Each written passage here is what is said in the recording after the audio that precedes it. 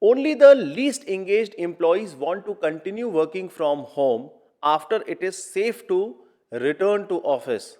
No, these are not my words. Mr. Sandeep Matrani, who is the global CEO of shared co-working space WeWork, made this statement last week during the Wall Street Journal's Future of Everything festival.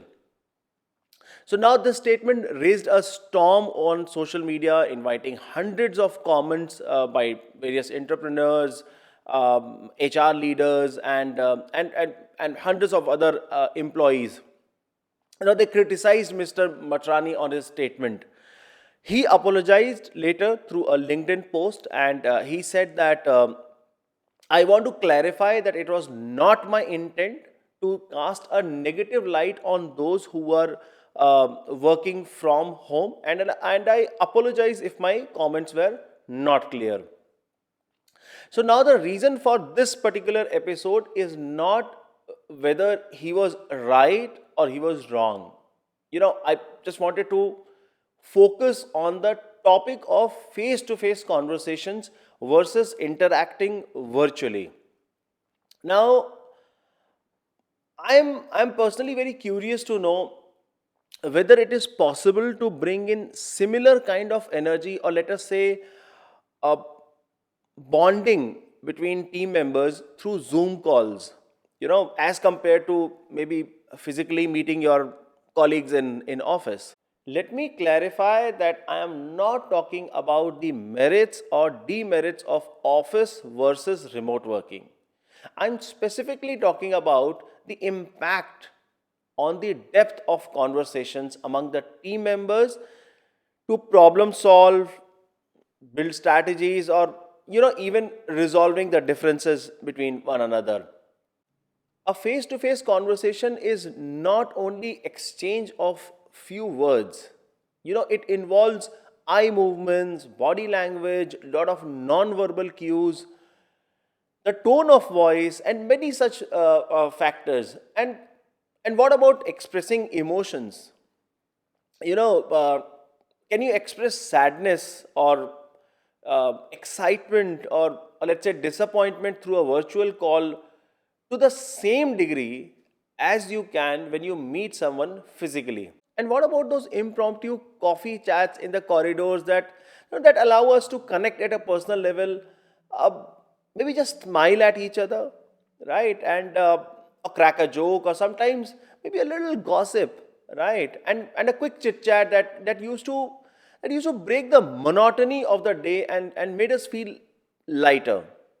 When we are conversing through our laptops, is the message conveyed and absorbed with similar intensity, purpose, and commitment to problem solve when we compare to a face to face conversation? Is the question I want to ask today. Okay, let me share a small example.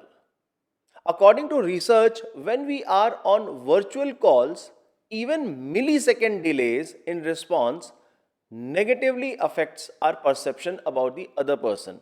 Now, this is has been proved in different research. It's not what I feel, or it's not my opinion. Now, when you are in front of someone physically, the reason for silence during a conversation is mostly justified and understood through the body language normally. But imagine the same silence over a virtual call.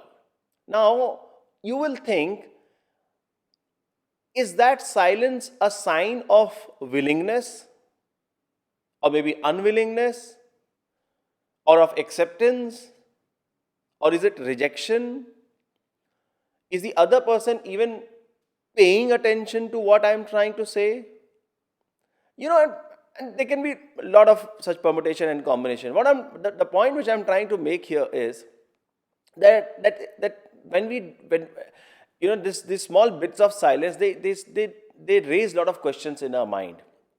And when you multiply just this one single instance across organization, there could be hundreds of such conversations getting impacted on a daily basis, like just because for that milliseconds of delays in virtual calls, on virtual calls. Now, this was just one example which I gave. Now, and I purposely chose this topic of silence because it is difficult to appreciate this issue unless we delve deeper, right? I mean, because daily we are having so many calls, we don't we become used to certain things, and our brain gets used to, and we sometimes do not get sensitized to how it is impacting our perceptions, right? And you know what, every organization will have its own unique set of challenges and communication barriers, right? This was just one example I wanted to take. Now, during the last 1 year, we all have got adjusted to working from home. Most of us hated it initially, and but eventually we started liking it, maybe because we did not have choice, and the fact that it saved all of us from a lot of commuting time, and also saved a lot of cost, right? But in all of this, are we ignoring the basic need of physically meeting our team members? I just want to quickly reiterate this point. The basic need of meeting the team members. Now, I mean, I just want to ask all of you that have you got just too adjusted or too comfortable with this way of working and working from homes to the extent that we do not feel the need of meeting our team members? Not working from office is might be okay. Working remotely might be okay, but should it also mean not meeting with colleagues? And most likely the pandemic will be behind us by the end of this year or maybe early next year. The smart leaders around the world would already be working on the ways to ensure face-to-face interactions between their team members, at least few days a month, if not on a regular basis. Whether you are a freelancer or a business leader of a large company, I would love to know what is your opinion on the entire matter. If you like this video, please click on the bell icon and don't forget to subscribe to the channel. Your love will motivate me to create more such meaningful content and on a regular basis. And please don't forget to leave your comment. I'll try and respond to all of them. Stay safe, stay happy, and take care. Namaste.